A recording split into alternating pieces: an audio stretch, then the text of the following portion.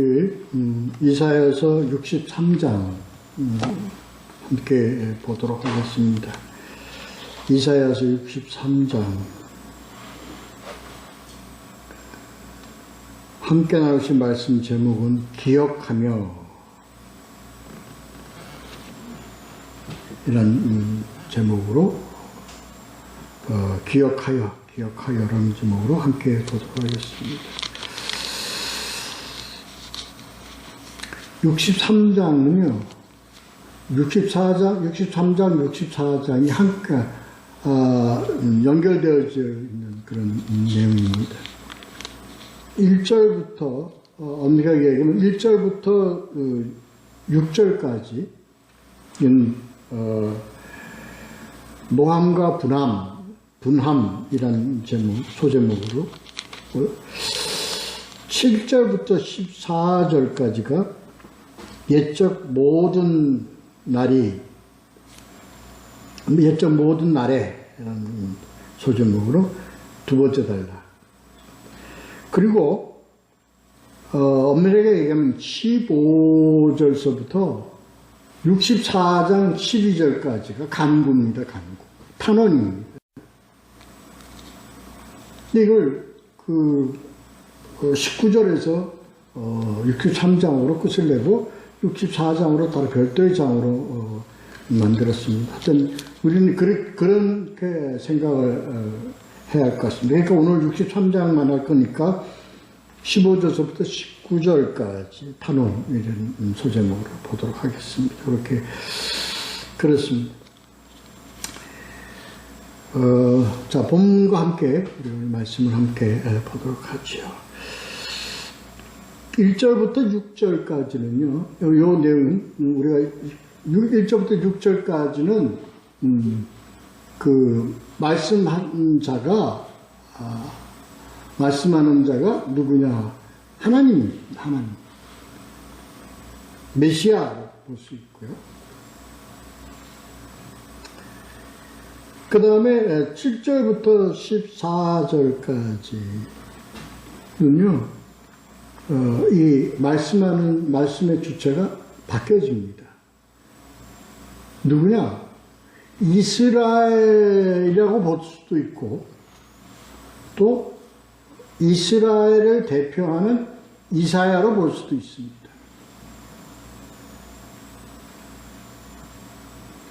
그렇게 되어집니다. 그다음부터 탄원이니까 그건 당연히 이제 이사야, 이스라엘 이렇게 볼 수 있죠. 그런 수 있습니다. 1절부터 6절까지는 하나님께서 이렇게 심판하신 내용에 대해서, 징벌하신 내용에 대해서, 그리고 그러니까 심판하신 내용에 대해서 이렇게 말씀하신 내용입니다. 7절부터 14절까지는요, 이 이스라엘 백성들이, 그러니까 이사야가 하나님께 탄원하기 전에 하나님에 대한 인식, 왜 하나님은 우리를 이렇게 하셨는가에 대한, 그러니까 그것을 하는 내용입니다. 그래서 이후에 15절서부터 쭉 그래서 하나님은 우리의 기도를 들으소서 하고서 기도하는 내용입니다. 이런 내용으로 전거에 되어 나가죠.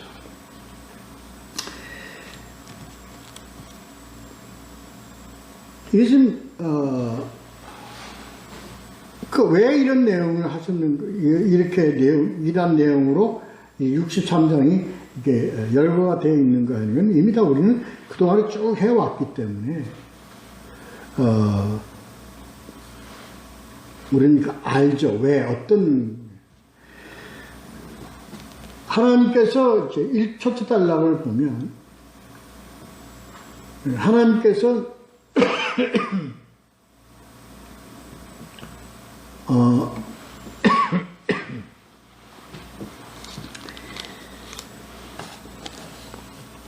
6.1절을 보면요. 에돔에서 오는 이가 누구냐? 붉은 옷을 입고 보스라에서 오는 이가 누구냐? 이런 옷이 그 에돔은 누구냐? 이스라엘 유다 옆에 바로 있는 그 나라죠. 에돔. 그리고 그 보스라는 에돔에서 중심되는 도시라고 보야 될 것 같습니다.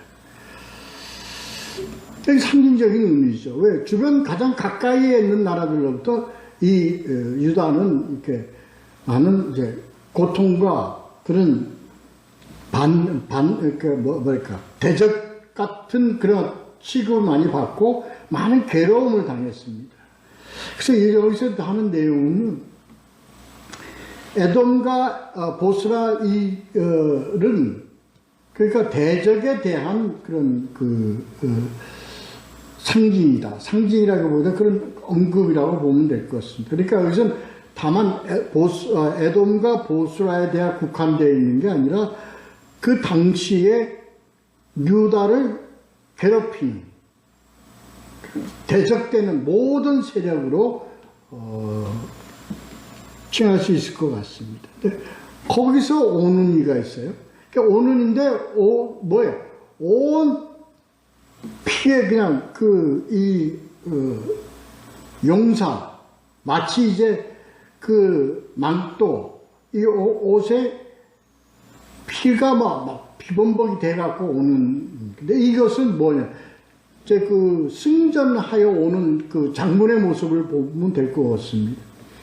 승전에 전쟁터에서 막 개선해서 오는 그 장군들의 옷에는 어떻게 적군들을 물리칠 때 모든 피들이 이렇게 다 젖어 있어서 그런 모습으로 연상을 하면 이 문장이 이해가 될 것 같습니다. 근데 이게 누구겠습니까? 적지에서 이런 대적들을 물리치고 오는 장군, 다시 말해서 상징이면서 메시아라고 보면 되겠죠. 그 뒤에 이제 그 연결돼서 나오죠, 얘기가.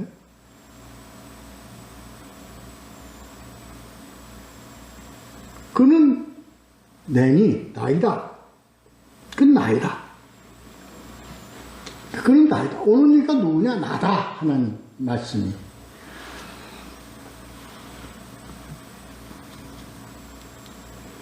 그래서 어찌해서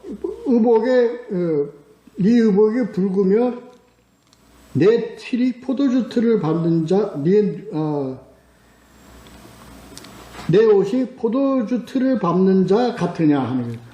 뭐 이렇게 그냥 기범벅이 됐냐, 피범벅이 됐냐 하는 그런 질문으로 이런 질문에 내가 다 뭐였다? 너의 대적들을 다 물리치고 내가 다 물리치고 승리하여 오는 것을 이제 묘사하는 거죠.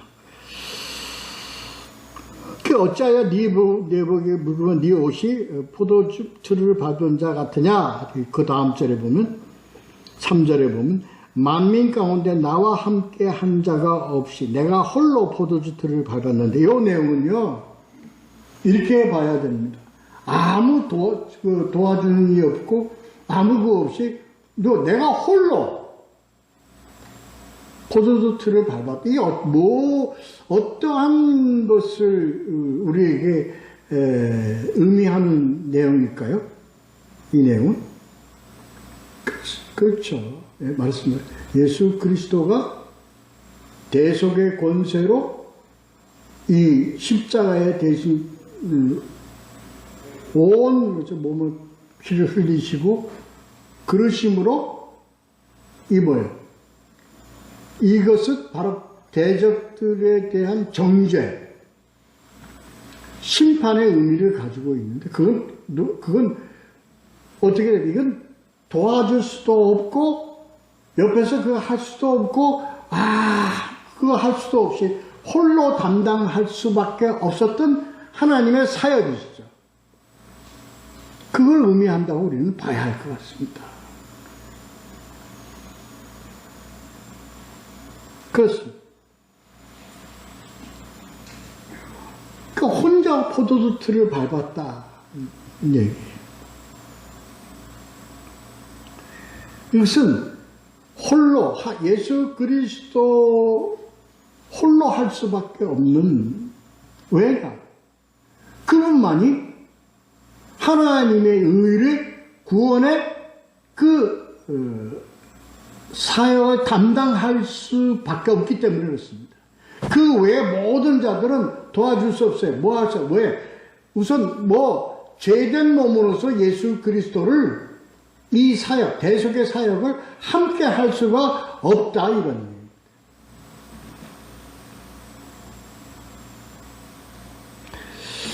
이런 의미가 있습니다. 그래서 이 주제는요, 여기 첫째 단락에서 내용은 왜 예수 그리스도가 홀로 십자가에 달려서 피 흘려 돌아가셨는가에 대한 아주 전적인 그러니까 하나의 아주 결론이다, 결론.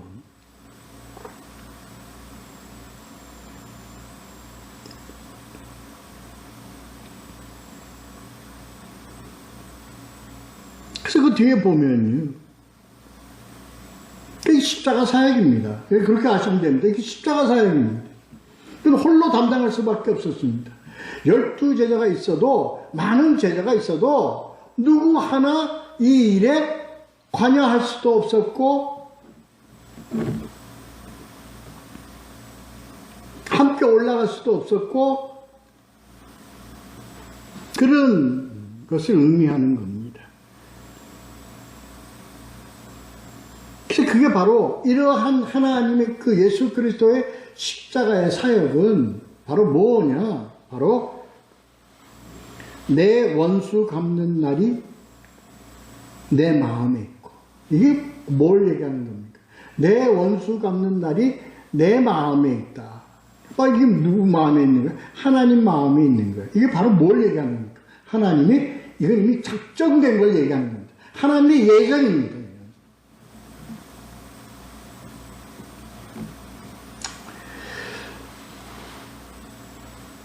우리가 예정론이라 그러면 구원받을 일이 무슨 일이 정해져 있고 아주 자꾸 이것에 가지고 소극적인 면 가지고 서로 논쟁하려고 다투는데요.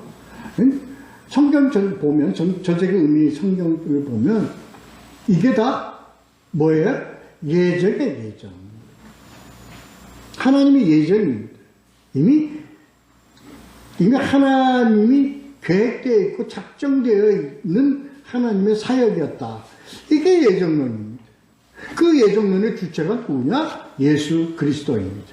그래서 우리는 예정론의 아주 예정론의 그 결론의 어떤 그 요점은 바로 하나님의 예정론을 바로 뭐가 예정론이다? 예수 그리스도가 예정론이다. 이렇게 우리는 결론을 내리는 겁니다.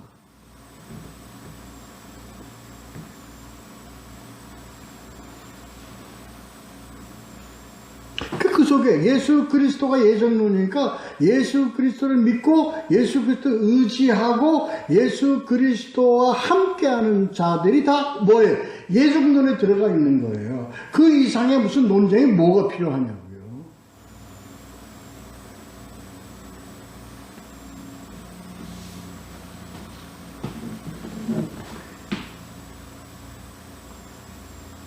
태어날 때부터 태어나기 전에 내가 이미 다 계획에 이런 그걸 가지고서 자꾸 하나님의 어떤 고난에 자꾸 우리가 해석을 해보려고 자꾸 쓴단 말이에요.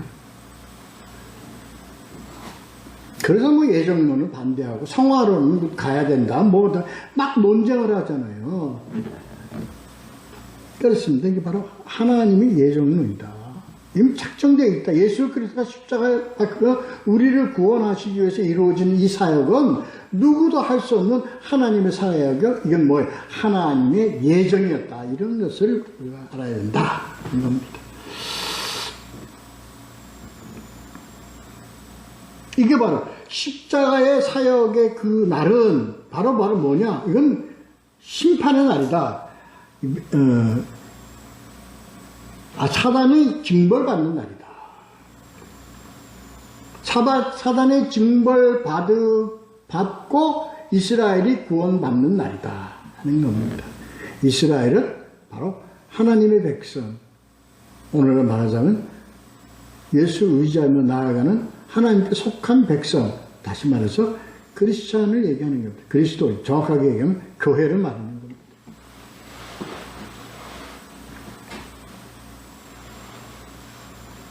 그래, 다시 강조합니다. 5절에. 뭐야? 도와주는 자가 없고. 5절 봅니까? 5절 보자고요. 내가 본즉 도와주는 자도 없고 붙들어 주는 자도 없으므로 이상하게 여겨 내 말이 나를 구원하여 내 분이 너를 붙들었습니다. 내 분이 나를 붙들었습니다. 이게 단적인 표현이죠. 모두가 죄인이기 때문에 하나님의 의를 이루는 이 일에 아무도 동참할 수가 없어요. 동참할 자격이 없어요. 그래서 나오자마자 베드로가 그 십자가 나도 같이 지고 따라가겠다 하니까 예수님이 뭐라 그래요? 아니다. 하나님의 일을 거르치라 그러냐. 뭐 이렇게 왜 하나님의 일은 오직 이 사역은 누구에게? 하나님이신 예수 그리스도에게 짊어진 사역이다, 몫이다. 이렇게 우리가 보는 겁니다. 그래서 도와주는 자가 없고 붙들어주는 자가 없다. 이것은 이건 예수 그리스도의 사역임을 강조하는 그런 내용입니다. 그래서 이거는 여기서 이상하게 여기는 우리가 생각하는 이상하다 그게 아니라 이건 세상에도 이건 어느 것도 할 수 없는 독특하고 유일하고 이런 의미의 이상입니다.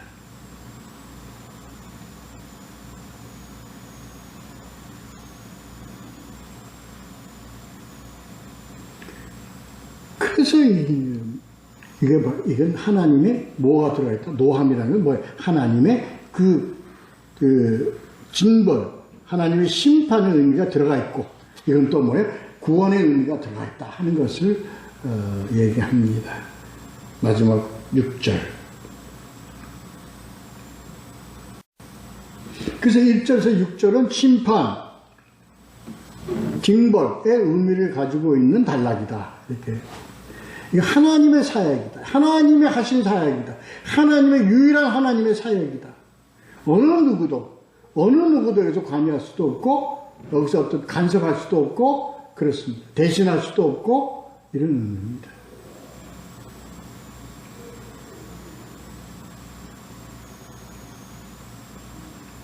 근데 이제 이단들이고, 이걸 비복음적인 자들이고, 이단들이고, 다들 여기에 자꾸 관여를 하려고 그래요. 여기에 자꾸 자기가 함께 했다는 것을 강조를 해요.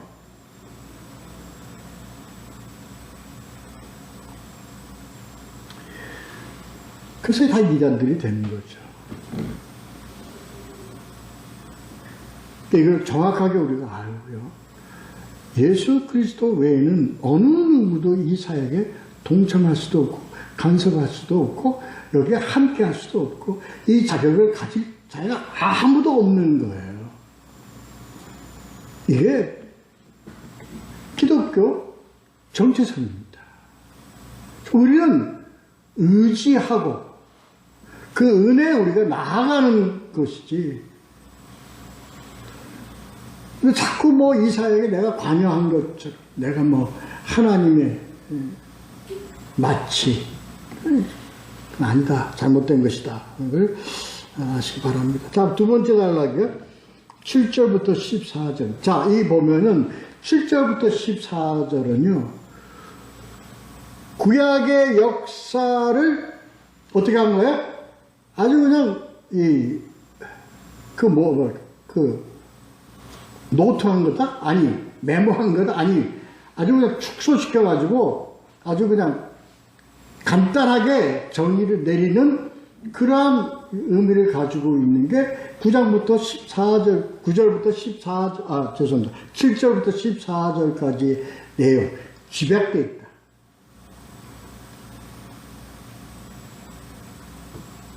하나님의, 첫째 단락에서 하나님은 뭐예요? 나는 너 이 세상을 심판하고 진노하고 사단의 세력을 물리침으로 백성들을 구원하고자 하신 건 뭐예요? 유일한 하나님의 사역이다라는 것을 강조하시고 그렇습니다. 그런데 바뀌어져 갖고 이스라엘 백성들은 이제 그럼 우리는 거기에 속한 백성 아닙니까? 우리는 어떤 백성이에요? 우리는 하나님의 백성이고 하나님의 자녀들이고, 근데 이것을 어떻게 설명하느냐? 하나님께서 창세 때부터 이끌어온 우리들을 인도하신 이 내용이 바로 그 증거 아니냐 하는 내용입니다.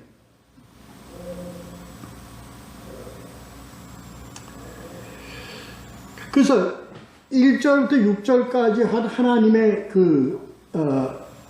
말씀이라면 7절부터 14절까지는 이스라엘을 대표한 이사야로 보는 것이 가장 적합하다.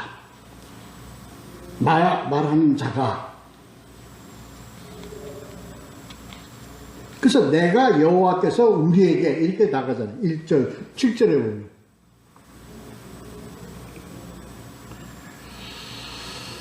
그렇습니다. 왜 우리의 정체성은 우리의 정체성은 그렇지 않습니까? 이 내용입니다. 우리는 하나님께서 창세부터 아브라함을 통해서 뭐를 통해서 우리를 택하셔서 그 택한 백성을 아버지께서 인도하시고 그런 하나님이신데 왜 우리를 지금 요 모양 요 꼴로 놔두십니까? 이 얘기입니다.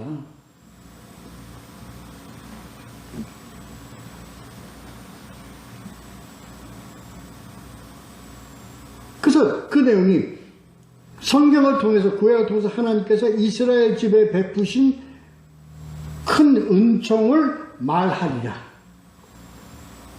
7절에 보면, 후반절에 보면. 이게 바로 뭐냐? 과거 이스라엘 역사 속에서 반복되는 하나님의 그 이스라엘의 보호하심, 구원하심에 대한 여기서 중요한 것은 반복되는 구원이에요. 반복되는.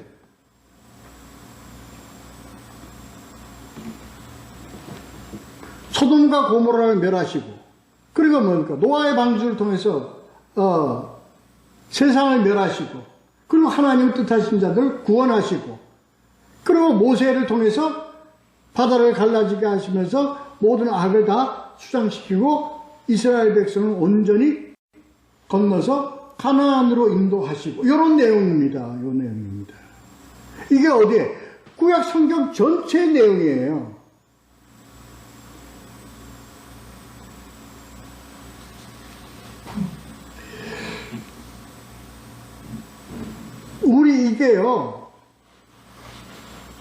이게 우리들의 삶을 하나님께, 우리는 당연히 하나님과의 관계에서 하나님의 보호하심을 받을 수 있고 하나님의 인도하심을 받을 수 있는 우리가 아닙니까? 이 얘기입니다. 우리는요, 하나님께서 교회로 나오라고 해서 교회를 나왔고요. 하나님께서 우리를 교회 나와서 구하라고 해서 구했고요. 그래서 하나님께서 우리를 위험에서 구하시고 악에서 우리를 보호하시고 그래서 우리를 건져서 지금 여기까지 오지 않았습니까? 하는 내용입니다. 이게 전체 14절까지가.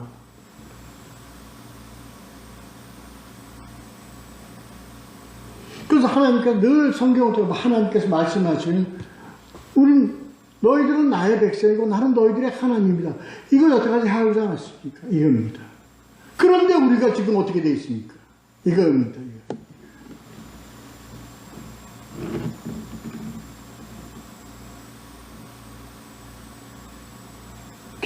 여기서 늘 말씀 속에서는 내가 너희들하고 항상 이 고난과 고통과 이런 역경과 너희들의 그 어려운 거 나는 함께 했다.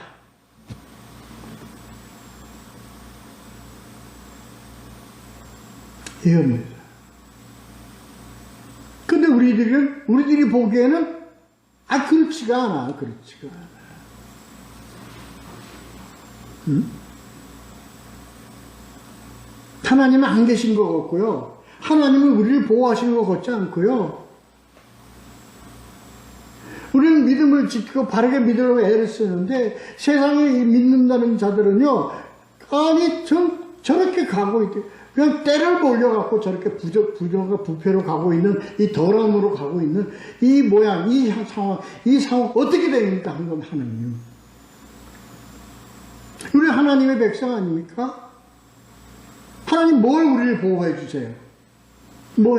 지금 이게요, 우리가 내적으로 가지고 있는 뭐예요? 우리들의 갈등입니다. 그러니까 솔직한 우리들의 갈등입니다.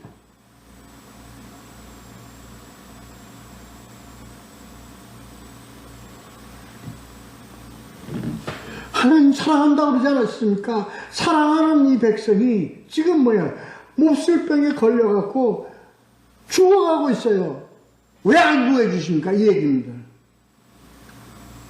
저는요, 하나님께 충성했고요, 성실했고요, 하나님 위한다고 그러고 교회에서 충성한, 이게 하나님의 자식이요, 하나님의 딸이요, 하나님의 아들인데, 왜 저렇게 참담하게 죽어가고 있는 거 그냥 내버려 두고 계십니까? 이거나 같은 내용입니다. 이게 지금 뭐예요? 우리가 이런 백성들이 지금 어떻게 됐어요? 나라가 망했어요. 그리고 어떻게 됐어요? 포로가 되어갖고 개같이 끌려가갖고 바벨론에서 뭐 하고 있어요? 노예 생활을 하고 있죠. 이게 하나님의 자식들입니까? 이게 하나님의 자식들입니까? 이 내용입니다. 이런 의미입니다. 이 내용이. 우리가 뭘 놓치고 있어요? 뭘 놓치고 있죠? 여기서 7절부터 14절까지 이게 외침이 다 맞아요. 우리가 하나님의 백성이에요. 하나님의 백성인데 우리가 뭘 놓치고 있냐고요. 뭘 놓치고 있는 거예요. 너희는 하나님과의 관계 속에서 분리된 그것을 다시 회복시키지 못하고 있다. 이겁니다. 갈라졌어요. 틈이 갈라졌어요. 이걸 왜 틈이 갈라졌고, 왜 관계가 멀어졌고, 왜 그런가에 대한 해석이 없어요.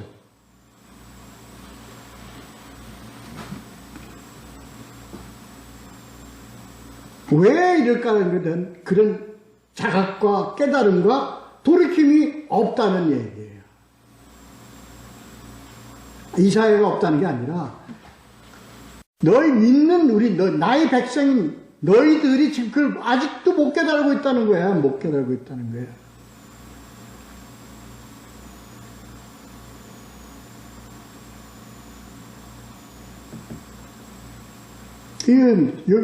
우리가 요 내용을 우리가 보면서 그랬어요. 그렇게 해요. 그렇게 하고요. 14절까지 보면, 그래서 지금 이 보면 9절서부터 11절서부터 14절까지가 그겁니다. 그런데 10절을 보면요. 이렇게 돼 있어요. 10절을 한번 보죠.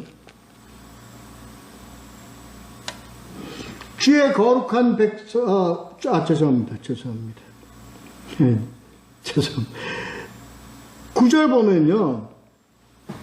그들이 모든 환난에 동참하사 자기 앞에 사자로 하여금 그들을 구원하시며 그의 사랑과 그의 자비로 그들을 구원하시고 옛적 모든 날에 그것을 드시며 안으셨으니 이렇게 했어요. 그래서 모세를 구했어요. 이스라엘 이집트에서 출애굽으로 백성들을 구했어요. 그래가지고 어떻게 나라를 세우게 했어요. 왕을 세워줬어요. 원하는 바대로. 그래서 했더니 그 다음에 10절 그들이 뭐하여? 반역하여. 주의 성령을 근심하게 하였으므로. 우리가 근심했다는 걸 뭘 보고 합니까? 뭘 보고? 선지자를 통해서 하나님께 선지자를 통해서 하나님의 말씀을 계속 보냈어요. 돌아오라. 너는 그렇게 하면 안 된다. 계속 선지자를 통해서 돌이켜봤어요. 근데 그게 바로 하나님의 근심이에요. 근심.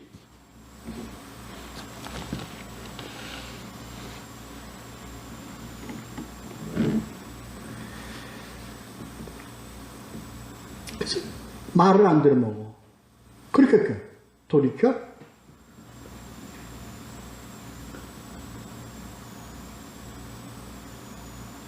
그들의 대적이 되사 친히 그들을 치셨더니. 이게 뭡니까? 바벨론을 통해서, 아니 그 아수르를 통해서, 바벨론을 통해서 그 다음에 다 포로로 데려가고 노예로 삼아가지고 이렇게 됐다.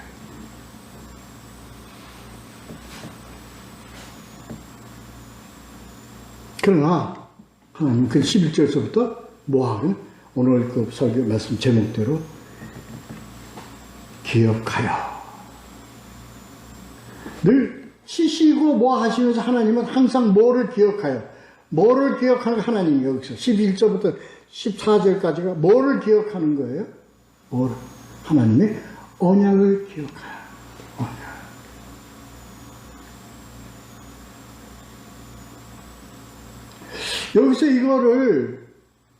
여기서 이걸 우리가 틀어버리면 안 돼요. 하나님께서 그럼에도 불구하고 이스라엘 백성들을 긍휼히 여겨서 하나님을 구원하신 것은 무엇이었느냐 하실 때 우리는 대부분 뭐라고 얘기를 합니까? 사랑하사. 이렇게 우리가 번역합니다. 이걸 우리는 말이 틀렸다는 게 아니라 그 의미를 우리는 왜곡시키는 거예요.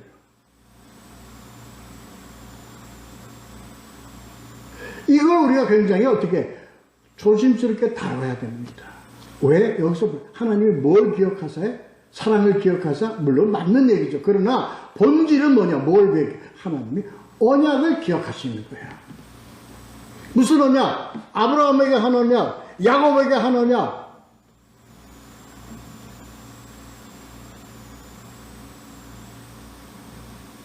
신명기를 통해서, 레위기를 통해서 하신 언약.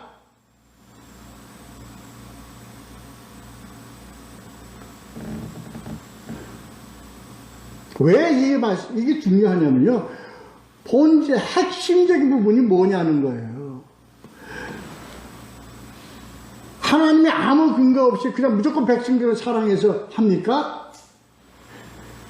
우리는 그렇게 자꾸 이해를 하려고 그런다고요. 하나님은 뭐해서 우리를 뭐하게 해서 우리하고 하나님이 우리에게 주신 언약이 있습니다. 네가 뭐 하면 뭐 하리라.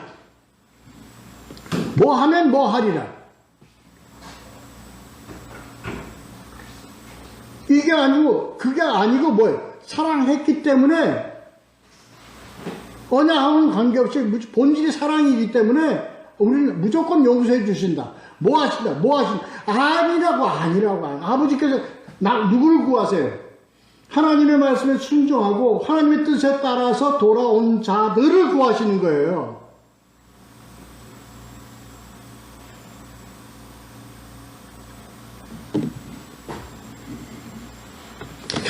이 의미를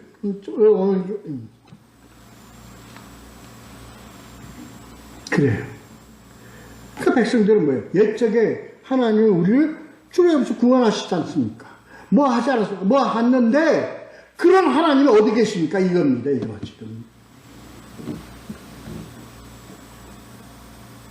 그게 어디 계시죠? 두 번이나 강조하잖아. 11절 끝에 어디 계십니까? 13절에 어디 계십니까? 옛날부터 우리를 구원하고 보호하셨다 하나님이 왜 지금 그 하나님 어디 계시냐 이겁니다. 뭘 모르는 거예요 이게? 뭘 모르는 거예요? 자신을 모르는 거예요. 못 깨닫는 거예요. 못 깨닫는 거예요.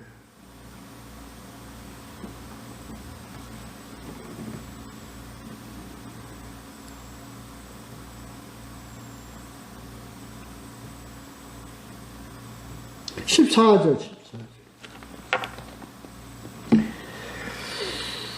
보시죠. 여기서 이것을 잘 아셔야 돼요. 말씀. 14절 이 말에 여호와의 영이 그들을 골짜기로 데려가는 가축같이 편히쉬게 하셨도다. 주께서 이와 같이 주의 백성을 인도하사 이름을 영화롭게 하셨나이다 하였느니라. 한때 여기에 이걸 우리가 잘 이해를 해야 됩니다. 하나님은 가축을 데리고 어디로? 골짜기로 인도하시는 거예요. 누구를 통해서 인도하겠어요? 누구를 통해서 인도하겠어요? 바로 예수 그리스도를 통해서 인도하게 한 겁니다. 이거 언약 때문에. 그래서 어떻게 나옵니까? 처음부터 나오잖아요. 여자의 후손이.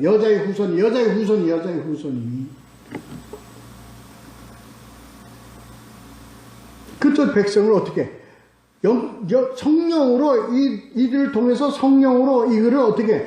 골짜기로 인도하셔서 그들을 위로하시고, 치료하시고, 그리고 평안하게 하셨도다.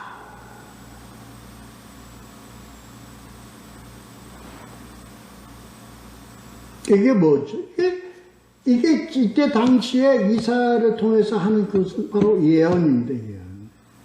그래서 이렇게 예수 그리스도를 통해서 알게 하시고 깨닫게 해서 그들이 참 위로를 받고 그들이 다시 구원을 받는 푸른 초장으로 인도함을 받는 그 예수 그리스도가 복음서에서 뭐라고 그래요? 나를 따르라고 합니다.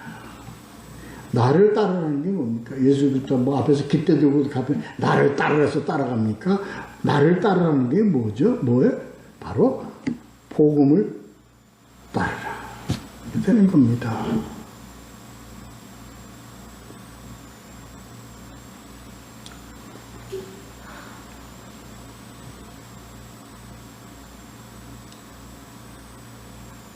이렇게 됐을 때 우리들은 이런 하나님과의 관계가 바로 된 관계 속에서 우리 백성들은 어떻게 돼요? 이제 15절서부터 64절 끝까지 12절까지 다 이제 간구하는 거예요. 구하는 거예요. 탄원하는 거예요. 그게 이끌어요. 자, 보죠. 자, 그러니까 15절서부터 오늘 이제 마지막 19절까지만 이렇게 보면 그래서 뭐예요? 소돔에도 나와 있잖아요. 알고 깨달은 자는 뭐예요? 우리를 용서하시고 자비와 사랑을 구하는 기도. 이렇게 소점은 나와 있잖아요. 나와 있듯이 뭐 해야 돼? 이건 알고 깨달아야 돼요. 알고 깨닫는 자가 기도하는 거예요. 지금 그 내용입니다. 그래서요, 우리가 이 기도를 하는 것은요, 글쎄, 이거 어떤 자가 기도를 하나님께 응답하고 하나님과 함께하고 하나님의 보호하심 받을 수 있는 기도를 할 수 있느냐는 것에 문제는 우리가 그 이전까지 내용을 봐서 한 자가 이거 기도하는 거예요? 그 어떤 기도의 참 의미를 가지고 기도하는 자들이에요? 이건 뭐예요? 알고 깨닫는 자입니다.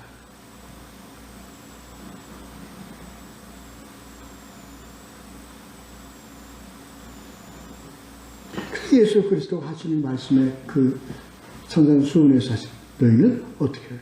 중언보언하지 말라는 내용이 많이 여기 있습니다. 중언보언하지 말라는 건요, 뭣도 모르고 아무것도 모르면서 뭘 네가 기도를 해? 하나님께 뭘 알아? 뭘 기도해? 너 내가 누구인지 아냐? 내가 누구냐? 내가 누군지도 모르는데 네가 뭘 기도를 해? 나한테 뭘?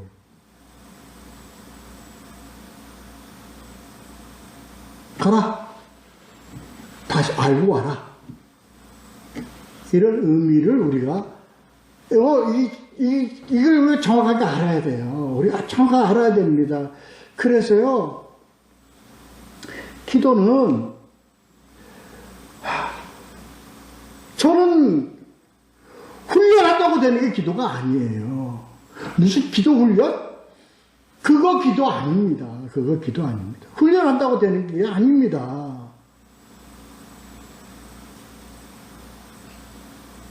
뭐 시간 잡고서 해서 제 몸을 찢고 뭐 그거 이방인들이 하는 짓들이에요. 우상이나 믿는 것들이 하는 짓들. 그래서 모세가 하나님께 기도할 때 그들은 뭐라고 그랬어요? 응? 그들은 그 제사장들 다 뭔 짓 했어요? 자해해가면서 칼면서 몸부림쳐가면서 그들은 그 기도를 했잖아요. 오늘날 기도가 그렇지 않아요? 자신의 몸을 해하면서 그래서 기도가 하나님께 시험을 보는 거라고. 응답 받을 때까지 하자고. 하나님은 응답 주실 때까지 하자고. 이게 기도입니까? 그렇게 가르치고 있잖아요. 그렇게 가르치고 있잖아요. 훈련이에요, 기도가? 아, 이게 아니에요. 이를 참 애치고 복통하는 것입니다.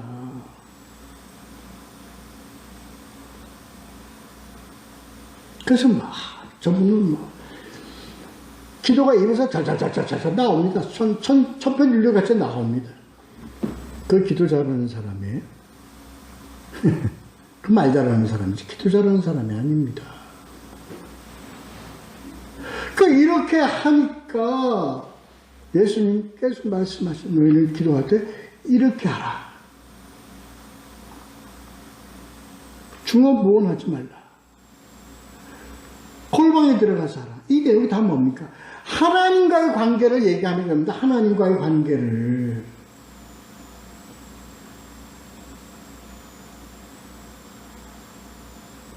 그래서 뭐가 중요해요?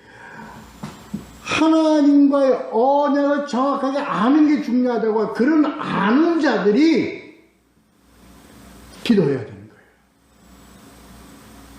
뭘 구하는?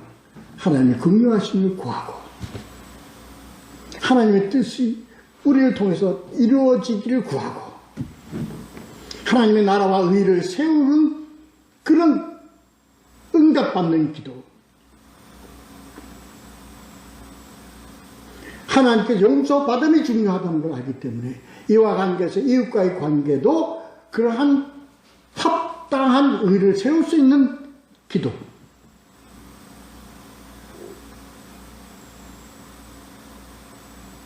좀 더 들어가서 다음 64장에서 함께 더 깊게 다뤄보도록 하겠습니다. 오늘 여기까지 하겠습니다. 기도하겠습니다.